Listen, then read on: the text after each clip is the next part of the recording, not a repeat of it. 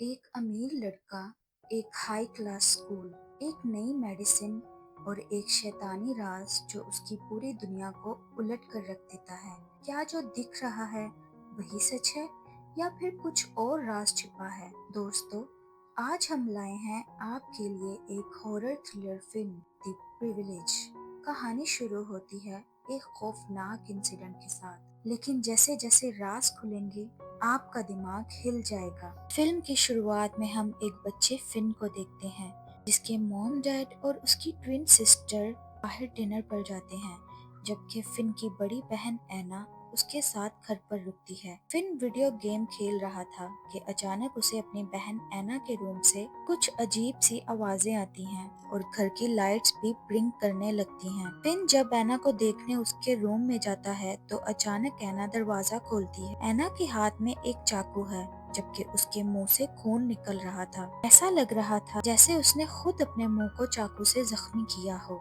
एना fin को लेकर घर से भाग जाती है। वो बहुत घबराई हुई थी और कहती है कि वो आ रहा है, इसीलिए हमें भागना होगा। एना जब एक ब्रिज पर पहुंचती है तो वो कार रोककर उससे उतर जाती है और फिन को भी उतरने के लिए कहती है। एना इस ब्रिज से कूदने वाली थी और फिन को भी कूदने के लिए कहती है। फिन अपना पाँव एना के हाथ से छुड़वाने के लिए उसके हाथ पर किक करता है, जिससे एना नीचे गिर जाती है और मर जाती है। अपनी बहन की मौत का फिन के दिमाग पर बहुत बड़ा असर पड़ता है। वो बड़ा होकर भी खुद को गिल्टी मानता है। बड़ा फिन जब डॉक्टर के पास अपने दिमाग का रूटीन चेकअप करवाता है तो डॉक्टर उसे कुछ मेडिसिन देती है जिसे खाने से उसके दिमाग में बहुत बेहतरी आएगी। वो फिन की ट्विन सिस्टर सोफी को भी वही मेडिसिन देती है। रात में फिन और उसकी सिस्टर सोफी स्कूल के एक सीक्रेट पार्टी में जाते हैं, जहाँ फिन की लव इंटरेस्ट समीरा भी आई थी। पार्टी में एक ड्रिंक पीने की वजह से फिन को हेलोसिनेशंस होते हैं, जिसमें वो देखता है कि उसकी लव इंटरेस्ट समीरा और फिन की बेस्ट फ्रेंड लीना किस कर रहे हैं। इस सब के बाद वो बेहोश हो जाता है। अगली सुबह उसके डैड उसे बगैर बताए पार्टी पर जाने के लिए डांटते हैं। फिर फिन अपने ग्रैंडफादर से मिलने जाता है जो हॉस्पिटल में है और बहुत बीमार है। हॉस्पिटल से वापस आकर फिन अपनी मेडिसिन खाकर सो जाता है। आधी रात में उसे कुछ लोगों के बात करने की आवाज आती है। जब फिन नीचे जाकर देखता है तो फिन के मॉम डैड, एक बूढ़ी औरत और एक आदमी सोफी को लेकर लिविंग रूम में बैठते हैं और वो बूढ़ी औरत अपने कपड़े उतारकर सोफी की बॉडी को छूने लगती है, जबकि सोफी तो जैसे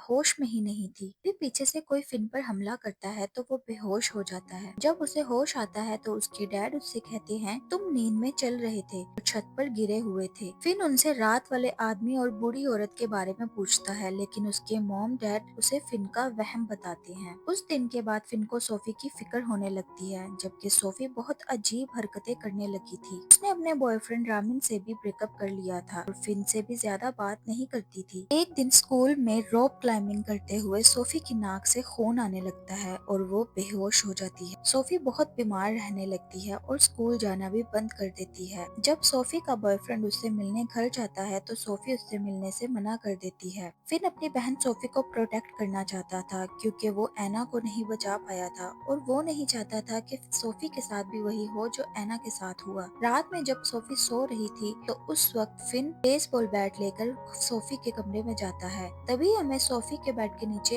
एक भूत दिखता है, लेकिन सोफी उठ जाती है और फिन को कमरे से निकाल देती है। उसी रात सोफी का बॉयफ्रेंड फिन को मैसेज करता है कि मैं तुमसे मिलना चाहता हूँ क्योंकि तुम और सोफी खतरे में हो। जब सोफी का बॉयफ्रेंड फिन से मिलने रेस्टोरेंट में पहुंचता है तो उसके पास वही मेडिसिन थी जो फिन और सोफी खाते थे, लेकिन इससे पहले कि फिन सोफी के बॉयफ्रेंड के पास पहुंचता उससे पहले एक बूढ़ी औरत और एक शैतानी ताकत सोफी के बॉयफ्रेंड को मार देती है। पुलिस इसे खुदकुशी समझती है, लेकिन फिन समझता है कि ये एक मर्डर है। घर आने के बाद जब फिन अपनी मेडिसिन खाने लगता है तो उसे कैप्सूल में एक कीड़ा दिखता है। जब वो उसे काट कर बाहर निकालता है तो वो एक वॉर्म था। लेना और फिन अपने स्कूल की लैब टीचर से इस वॉर्म की जांच करवाते हैं। वो बताती है कि ये कोई कीड़ा नहीं फंगस है जो लाशों पर पनपता है। इस फंगस का इस्तेमाल पुराने जमाने में चुड़ैले और तांत्रिक किया करते थे, जिसे खाने से जहन्नम तक पहुंचा जा सकता है और भूतों और आत्माओं से बात की जा सकती है। उनकी टीचर इन्हें एक औरत एलिस्का का पता बताती है जो फंगस के बारे में बहुत ज्यादा जानकारी रखती थी। तभी फिन की लव इंटरेस्ट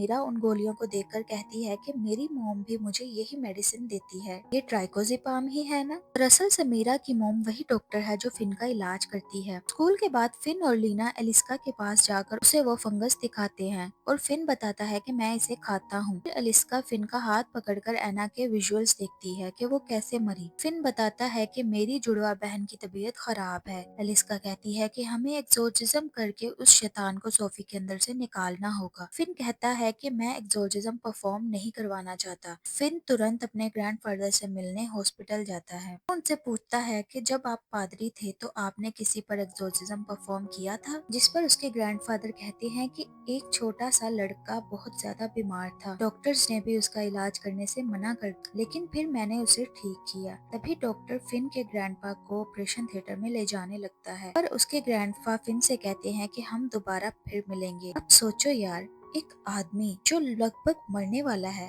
वो इतने यकीन से दोबारा मिलने का कैसे कह सकता है। स्ट्रेंज। ऑपरेशन थिएटर के अंदर झांक कर जब फिन ग्रैंडपा को देखता है तो उसे लगता है जैसे एक काला धुआं उसके दादाजी के बॉडी से निकल रहा हो, लेकिन ये सब तो जैसे उसका वहम था। कुछ देर बाद डॉक्टर फिन से कहती है कि तुम्हारे ग्रैंडपा अब ठीक हैं और सो रहे हैं। जब फिन घर वापस आता है तो समीरा उससे मिलने उसके घर आई थी। फिन के मॉम डैड हॉस्पिटल चले जाते हैं। उनके जाने के बाद लीना एलिस्का और उसके बेटे को एक्सोर्सिज्म परफॉर्म करने के लिए घर ले आती है। एक्सोर्सिज्म परफॉर्म करने के दौरान एक पूरा सा भूत जैसे उसे मिट्टी के जर्रों से बनाया गया हो उनके सामने आता है, लेकिन कोई उसे देखता नहीं है, वरना वो उन्हें अपने साथ ले जाता। वो भूत एलिस्का पर हमला कर देता है। तभी फिन के मॉम डैड घर आ जाते हैं और ये सब देखकर बहुत अपसेट होते हैं। एलिस्का और उसका बेटा वहाँ से चले जाते हैं। फिन और उसकी फ्रेंड्स भी घर से भाग जाते हैं। वो तीनों स्कूल के स्पोर्ट्स हॉल में रात गुजारते हैं। सुबह जब वो एलिस्का को देखने उसके घर जाते हैं तो ओनर बताता है कि वो दोनों माँ बेटा रातों रात घर छोड़कर भाग गए। फिर फिन और उसकी फ्रेंड्स फैसला करते हैं कि वो फिलहाल अपने मॉम डैड को सॉरी बोलकर सब कुछ सेटल कर लेंगे। इसीलिए वो तीनों स्कूल जाते हैं। स्कूल जाकर फिन अपनी मॉम को फोन करके सॉरी बोलता है और सोफी के बारे में पूछता है। फिर लिएंडर उसके पास से गुजरता है, वॉशरूम जाकर उल्टी कर देता है। उसकी उल्टी में भी वही फंगस था जो फिन की मेडिसिन में था। लिएंडर स्कूल की छत पर जाकर एक चाकू से अपने मुंह को काटता है और कहता है कि इसे मेरे अंदर से निकालना होगा। इतना कहकर वो नीचे कूद जाता है। ये ठीक उसी तरह का मंजर था जैसा शुरुआत में एना के साथ हुआ था। लिएंडर की पॉकेट में से लीना को एक मेडिसिन की लॉन्च होने का एड मिलता है। जब एम्बुलेंस वाले लिएंडर को हॉस्पिटल ले जा रहे थे तो रास्ते में उसके गले में से वो लोग एक कीड़ा निकालते हैं। फिन और समीरा भी एम्बुलेंस में उसके साथ जाते हैं। लिएंडर फिन को इशारा करता है कि मेरे बैकपैक में एक फाइल है, उसे देखो। फिन जब फाइल देखता है तो उसे पता चलता है कि वो तीनों बहन भाई अडॉप्टेड हैं। समीरा और लिएंडर को भी अडॉप्ट किया गया था। दूसरी तरफ लीना इस मेडिसिन की लॉन्च के बारे में इंटरनेट पर रिसर्च करती है जो ट्रोनथल में होने वाला था। ट्रोनथल एक बड़ी फार्मास्यूटिकल कंपनी है जिसके सीईओ फिन के डैड हैं। लीना चुपके से इस कंपनी के सीक्रेट लैब में पहुंचती है जहां वो बहुत से मुर्दे देखती है जिन पर वही फंगस पनप रहा था जो उस मेडिसिन ट्राइकोजिपाम में डाला जाता था। लीना इस सब से बहुत डर जाती है और नजर बचाकर वहां से भाग निकलती है। दूसरी तरफ फिन के पास लिएंडर के डैड आते हैं और बताते हैं कि मेरा बेटा मर गया, लेकिन मैं तुम्हें बताना चाहता हूँ कि तुम तीनों बहन भाई अडॉप्टेड हो। तुम्हारे डैड को भी तुम्हारे ग्रैंडफादर ने अडॉप्ट किया था। तुम्हारे डैड बहुत बीमार थे, इसीलिए तुम्हारे ग्रैंडपा ने ट्रोनथल की मदद से तुम्हारे डैड को बचाया था। अब यहाँ समझ ये नहीं थी कि ट्रोनथल आखिर है कौन। लिएंडर के डैड की बातें सुनकर फिन फौरन अपने ग्रैंडपा को देखने जाता है, लेकिन उसके ग्रैंडपा मर चुके थे। जब फिन उनकी बॉडी के पास आने लगता है तो अचानक डॉक्टर उसके सर पर वार करके उसे बेहोश कर देता है।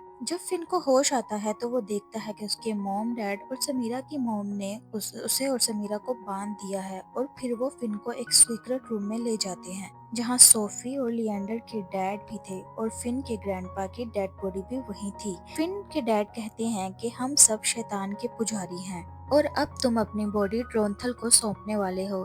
तो दरअसल ट्रोनथल एक शैतान है जो फिन के ग्रैंडपा की बॉडी को छोड़कर फिन की बॉडी में जाने वाला था। वो सब लोग रिचुअल शुरू करते हैं और फिन के मुंह में चाकू से एक कट लगाते हैं। फिर फिन के ग्रैंडपा अचानक उठकर फिन की बॉडी पर बैठ जाते हैं और फिर उनके मुंह से कुछ निकलने लगता है। लेकिन तभी लीना वहां पहुंचकर सब लोगों को जला देती है और फिन को बचा लेती है। फिन के मुंह से वैसा ही कीड़ा निकलता है जैसा कि लिएंडर के मुंह से निकला था। फिर फिन, लीना और समीरा वहां से भाग जाते हैं। ब्रिज पर पहुंचकर उनकी कार का एक एक्सीडेंट हो जाता है, लेकिन वो तीनों बच जाते हैं। ब्रिज के एज पर उन्हें ट्राइकोजिपाम के वर्ल्ड वाइड अवेलेबल होने का बिलबोर्ड दिखता है और फिर समीरा की आंखों में एक ब्लू ग्लो दिखता है, जिससे हमें पता चलता है कि समीरा भी अब पोजेस्ड हो चुकी है। तो दोस्तों, ये थी द प्रिविलेज की पूरी कहानी, एक साइकोलॉजिकल हॉरर जहाँ दिखाई गई है दवाइयों के पीछे छुपी डार्क कॉन्स्पिरेसी।